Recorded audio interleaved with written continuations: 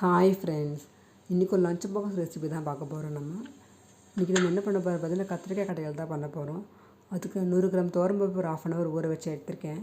இப்போ நம்ம இந்த ஊற வச்ச பருப்பு கூட ஒரு 1/4 கிலோ கத்திரிக்காய் ஆட் பண்ணிக்கலாம். நீங்கள் கத்திரிக்காயை கட் பண்ணி தண்ணியில் போட்டு வச்சுக்கோங்க. ஸோ கலர் மாறாமல் அப்படியே இருக்கும். இது இப்போ நான் பருப்பு கூட ஆட் பண்ணிட்டேன். 1/4 கிலோ கத்திரிக்காய் ரொம்ப கரெக்டாக இருக்கும் இதுக்கு. அப்புறமா இது கூட ஒரு பெரிய சைஸ் வெங்காயம், ஒரு பெரிய சைஸ் தக்காளி, 2 பச்சை மிளகாய் நான் கட் பண்ணி வச்சுருக்கேன். அதையுமே இப்போ நான் இந்த பருப்பு கூடவே ஆட் பண்ணிக்கிறேன். நம்ம காரத்துக்கு வேறு எந்த மசாலாவுமே ஆட் பண்ணல, பச்சை மிளகாய் மட்டும்தான் நம்ம ஆட் பண்ணியிருக்கோம். இது எல்லாம் ஆட் பண்ணதுக்கு அப்புறமா ஒரு சின்ன துண்டு புளி ஆட் பண்ணிக்கோங்க, டேஸ்ட் நல்லாயிருக்கும்.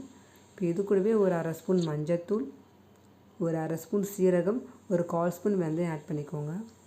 நீங்கள் வெந்தயம் ஆட் பண்ணினா குழம்பு சீக்கிரம் கெட்டு போகாமல் நல்லாயிருக்கும். ஸோ அதுக்கு தான் நம்ம வெந்தயம் ஆட் பண்ணுறது. இப்போ இது எல்லாமே ஆட் பண்ணியாச்சு. இது கூட கொஞ்சமாக பெருங்காயம் ஆட் பண்ணிக்கலாம். நம்ம பருப்புலாம் சரி சமைக்கிறதுல நீங்கள் கண்டிப்பாக பெருங்காயம் ஆட் பண்ணிக்கோங்க. அப்போ தான் டைஜஷனுக்கு ரொம்ப நல்லது. இது கிட்ஸுக்கு கண்டிப்பாக இந்த ரெசிபி பிடிக்கும். ஏன் சொன்னால் நம்ம கத்திரிக்காயை அப்படியே ஆட் பண்ணல, ஸோ கடைஞ்சி தான் நம்ம யூஸ் பண்ண போகிறோம்.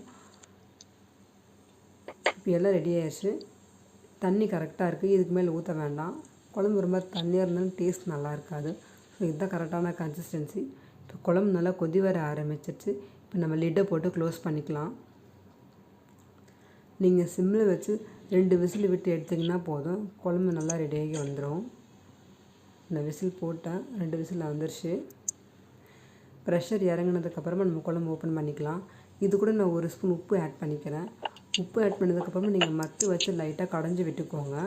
அப்போ தான் குழம்பு ரொம்ப திக்காக இருக்கும். இப்போ நம்ம கேஸ் ஆன் பண்ணி கொஞ்சம் நேரம் குழம்பு கொதிக்க விடலாம்.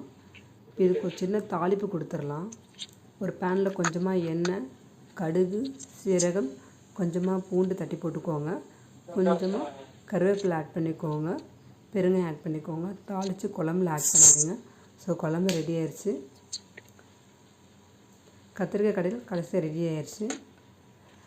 தேங்க்யூ ஃப்ரெண்ட்ஸ், தேங்க்யூ ஃபார் வாட்சிங். Keep supporting me.